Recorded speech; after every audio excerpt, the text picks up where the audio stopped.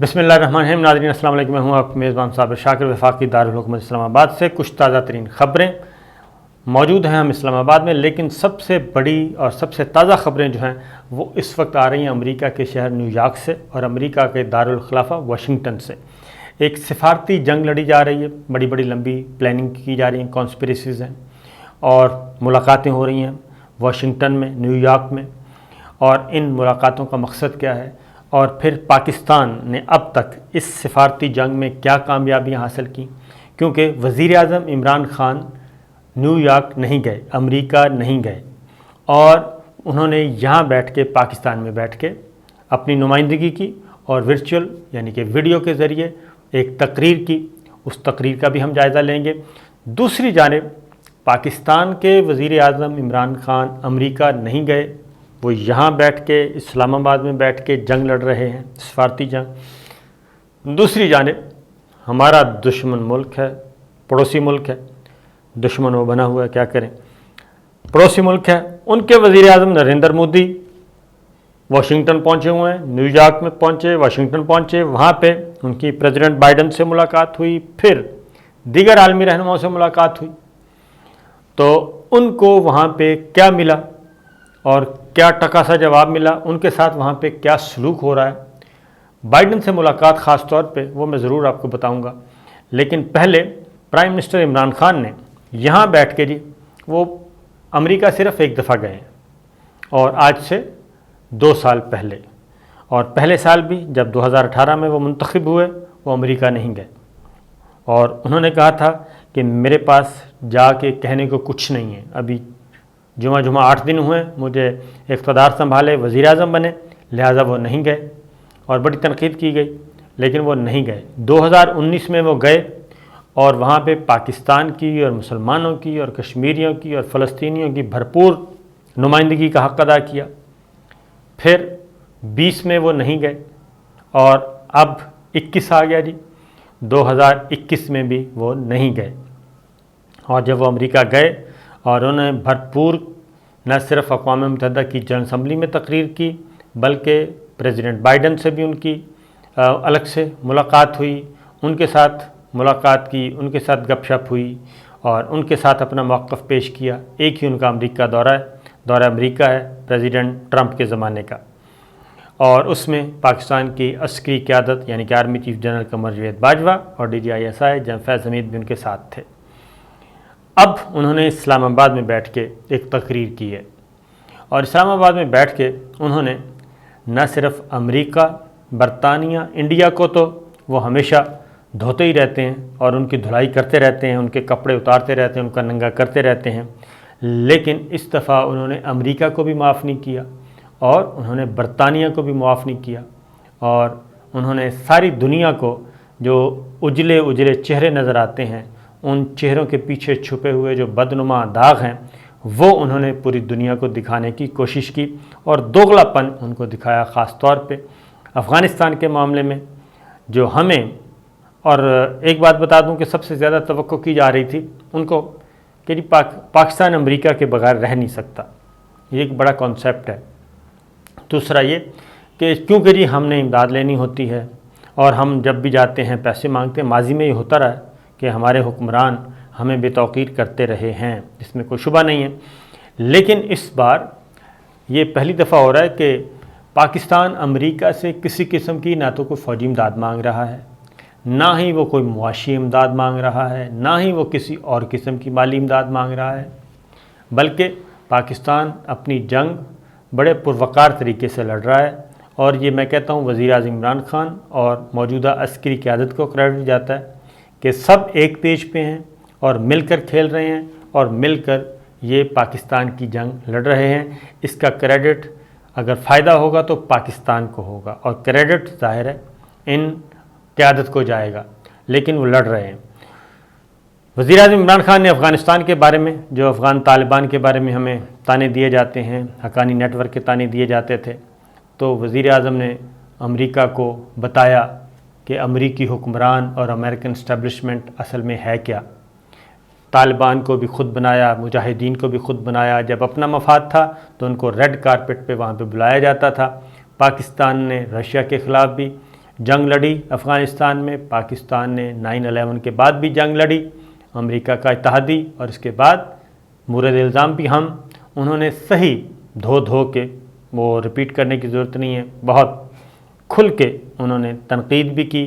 دکھایا بھی، اور امریکی عوام کو بھی بتایا، امریکی میڈیا کو بھی بتایا کہ پاکستان کو مورد الزام مت ٹھہرائیں اور اپنے گریبان میں جھانکیں تو آپ کو اپنی شکست اور اپنی ساری خامیاں نظر آ جائیں گی۔ برطانیہ کو خاص طور پہ، برطانیہ کو انہوں نے لٹیرے کہا ہے، اور انہوں نے کہا ہے کہ ہمارے جتنے بھی کرپشن کے پیسے یہاں سے لوٹ کر لے جاتے ہیں اور لے جا کر وہاں پہ وہ محفوظ جنت، سیف ہیونز بنے ہوئے ہیں، سارے کرپٹ اور منی لانڈرنگ اور بالکل برائبری کے پیسے جو ہیں وہ سارے جو ہمارے حکمران ہیں وہ یہاں سے اٹھتے ہیں، حکمران بھی، پولیٹیکل اشرافیہ بھی، دوسرے اشرافیہ بھی، وہ لے کے جاتے ہیں برطانیہ میں،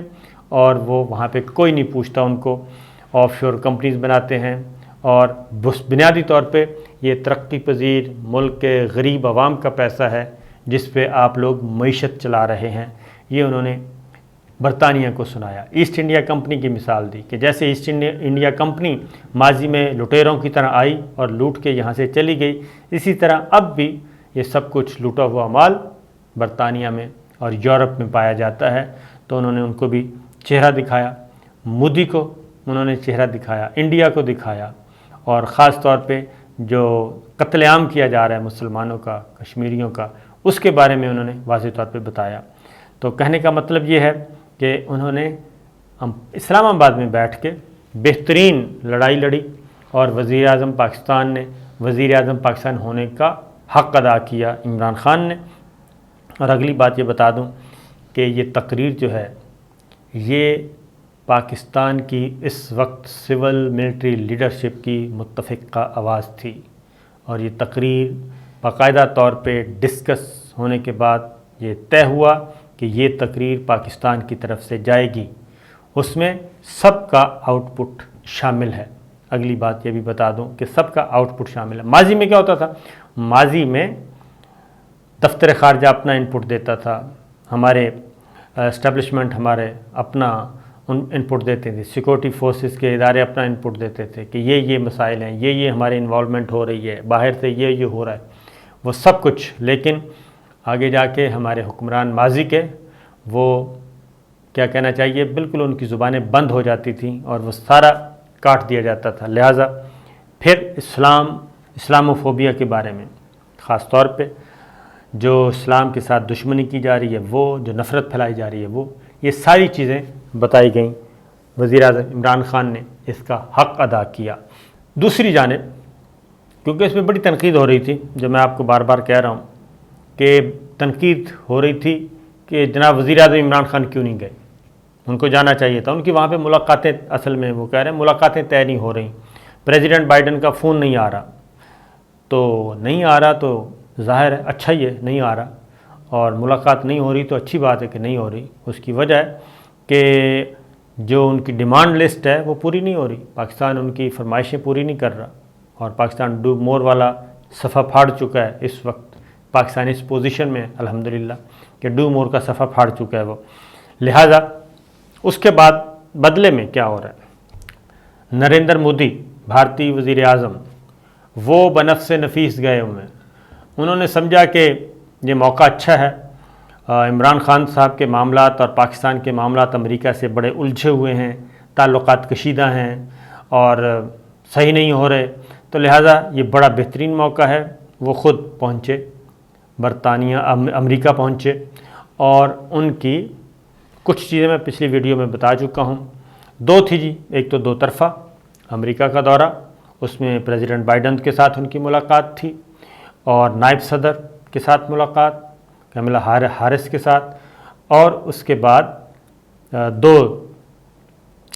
ایک تھا جی کوڈ کا اجلاس، جس میں امریکہ ہے، آسٹریلیا ہے، جاپان ہے اور انڈیا ہے، یہ دو میٹنگ تھی۔ تیسرا اقوام متحدہ میں انہوں نے خطاب فرمانا تھا۔ تو صورتحال یہ ہے کہ نریندر مودی کے جانے پہ جو کچھ سکھ کر رہے ہیں، کشمیری کر رہے ہیں، دلت کر رہے ہیں، یعنی کہ انڈیا کی جو اقلیتیں وہاں پہ جو کچھ کر رہی ہیں وہ ہمارے سب کے سامنے ہے، اور ایک قاتل کے طور پہ ان کا استقبال کیا جا رہا ہے، اور قاتل کے طور پہ وہاں پہ احتجاجی مظاہرے ہوئے ہیں، قتل عام کرنے والے ایک بچر کے طور پہ ان کا ہو رہا ہے استقبال۔ لیکن وہ جہاں بھی جاتے ہیں یہ سلسلہ شروع ہو جاتا ہے۔ لیکن ہوا یہ کہ ان کی ایک ملاقات ہوئی کملا ہیرس کے ساتھ جو نائب صدر ہیں امریکہ کی، اور ان کے ساتھ ملاقات کے بعد نریندر مودی نے کچھ 40 ٹویٹ کیے، انڈینز نے، نریندر مودی نے 40 ٹویٹ کیے، لیکن ہیرس کے طرف سے ایک بھی ٹویٹ نہیں آیا، اور ان کو بڑا بڑھا چڑھا کر پیش کیا گیا۔ لیکن اس کے بعد پریزیڈنٹ بائیڈن سے ملاقات ہوئی، اور وزیر اعظم نریندر مودی کی پریزیڈنٹ بائیڈن سے، اور اس ملاقات میں جب ملاقات ہو رہی تھی تو باہر وائٹ ہاؤس میں جو کچھ ہو رہا تھا اوول آفس میں، اوول آفس کے باہر وہ پوری دنیا دیکھ رہی تھی۔ لیکن اس میں ایک چیز مانگنے گئے تھے نریندر مودی،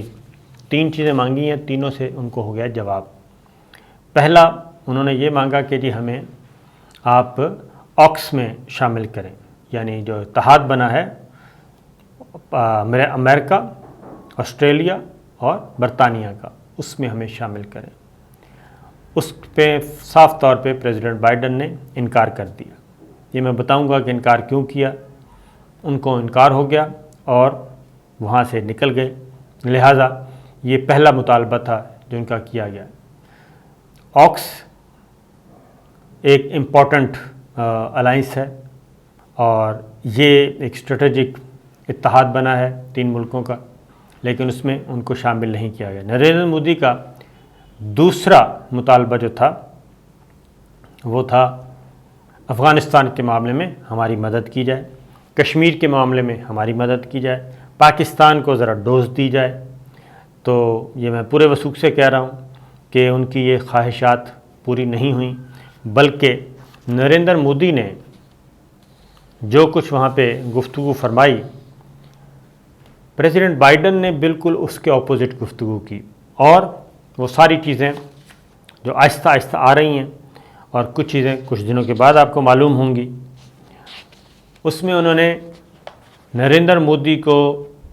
بڑے واضح طور پہ پریزیڈنٹ بائیڈن نے کنوے کیا ہے کہ جو کچھ آپ انڈیا میں اقلیتوں کے ساتھ کر رہے ہیں، اقلیتوں کا جو قتل عام کر رہے ہیں، خواہ وہ کشمیری ہیں، خواہ وہ سکھ ہیں، خواہ وہ دلت ہیں، خواہ وہ عیسائی ہیں،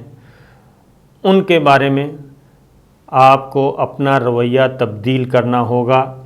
اور خاص طور پہ احتجاج ریکارڈ کروایا۔ اس کی وجہ یہ ہے، اور خاص طور پہ اگلی بات یہ بھی بتا دوں کہ نام لے کے جو امریکہ کی طرف سے نام لے کے جو شہریت رجسٹریشن کا قانون ہے، شہریوں کی رجسٹریشن کا جو نیا قانون ہے، اس پہ بھی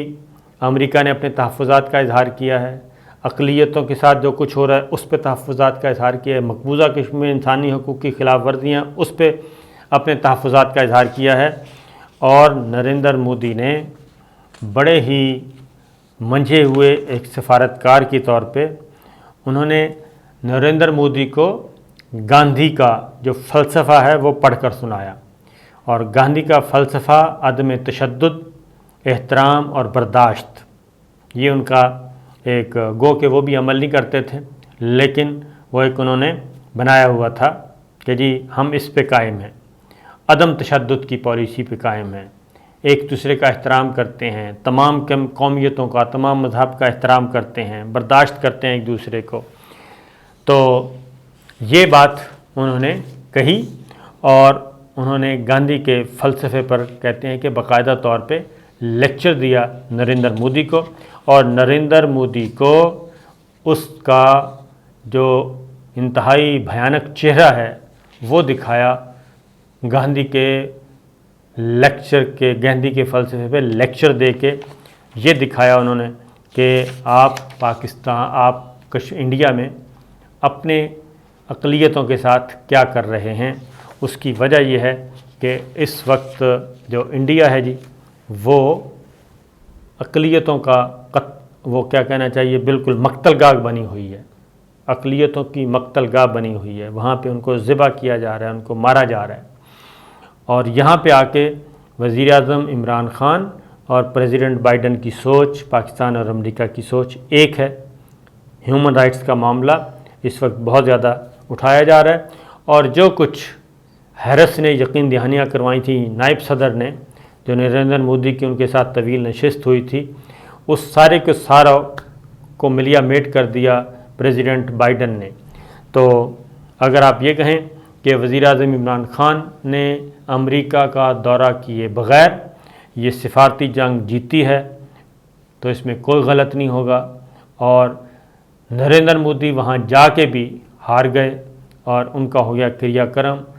اس میں بھی 100% حقیقت ہے، کیونکہ جو کچھ لینے گئے تھے نریندر مودی وہ ان کو نہیں ملا، اور یہی کام وزیر خارجہ Shah Mahmood Qureshi sideline meeting میں وہاں پہ کر رہے ہیں، اور ہر کسی کو بتا رہے ہیں، اور واضح طور پہ وہاں پہ جو انٹرویو دے رہے ہیں وہ بتا رہے ہیں کہ ہم کچھ لینے نہیں آئے، ہم صرف بتانے آئے ہیں، اور اگر ہماری کہی ہوئی باتوں پہ عمل کریں گے تو سکون ملے گا، ادروائز فساد ہی فساد ہوگا، اور پاکستان اب ماضی والا پاکستان نہیں کہ جو چاہے آئے اور اس کو کھا پی جائے۔ تو یہ ہے جناب صورتحال۔ پاکستان الحمدللہ بہترین پوزیشن میں ہے اور بہترین پوزیشن میں رہے گا، اور انڈیا وہاں جا کے بھی اس کو کچھ حاصل نہیں ہوا، اور امریکہ میں انڈیا کو اس وقت مشکوک نگاہوں سے دیکھا جا رہا ہے۔ اور باقی رہا کواد کا میٹنگ تو وہ نشستن گفتن برخاستن، اس کے علاوہ کچھ نہیں۔ اجازت دیجیے، اللہ حافظ۔